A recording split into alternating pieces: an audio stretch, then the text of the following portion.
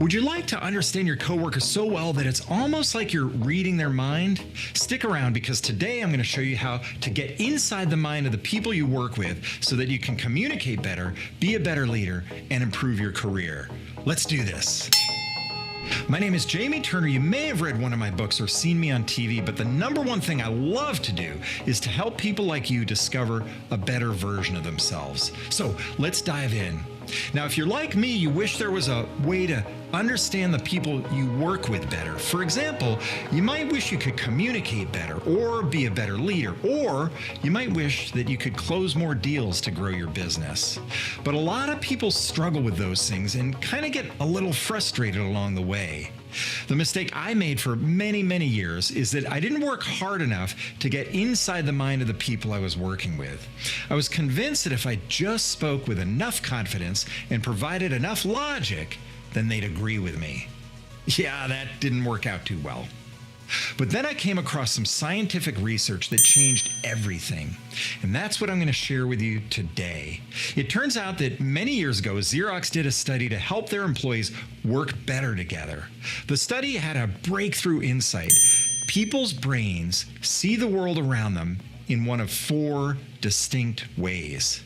What the researchers found out is that most people's behaviors are dominated by thought processes that are either analytical, imaginative, interpersonal, or organizational.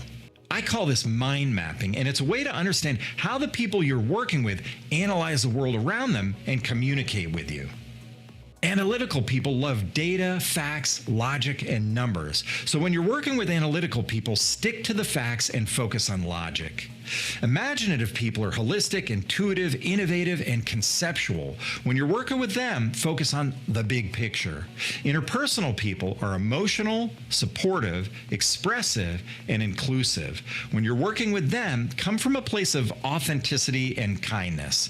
And sequential people are organized, structured, detail-oriented, and process-oriented. They're going to want to focus on step-by-step plans. If you understand that most people fall into one of these four quadrants, then you'll be more effective in the way you work with them. In other words, you'll be able to communicate with them, understand how they think, and then almost be able to read their minds. For example, if you're working with an analytical person, focus on words that deal with metrics, facts, logic, and data. If you're working with someone who falls into the imaginative quadrant, focus on vision, strategy, innovation, and visualization. If you're working with someone who falls into the interpersonal quadrant, focus on feelings, teamwork, culture, values, and empathy. And if you're working with someone who falls into the sequential quadrant, focus on details, planning, safety, and organizational information.